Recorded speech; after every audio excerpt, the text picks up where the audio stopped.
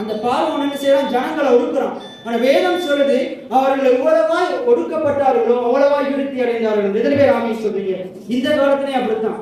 ஆண்டவராக இயேசு கிறிஸ்துவ நாங்கள் விசுவாசிக்க கூடாதபடிக்கு பிசாசு சில மனிதர்களை பயன்படுத்தி, சில கள்ள ஊழியர்களை பயன்படுத்தி நம்மளை ஒடுக்கி கொண்டிருக்கிறான். நம்மளை இல்லாம ஆக்குவேன் என்று சொல்லி முற்பட்டு கொண்டிருக்கிறோம். ஆனா எவ்வளவுதான் பிரச்சனைகள் உபத்திரவங்கள் வந்தாலும் இந்த உபத்திரவங்கள் மத்தியில நம்மளை பெருக செய்கிற தேவன் நம்மோடு இருக்கிறார். எத்தனை பேர் ஆமென் சொல்றீங்க?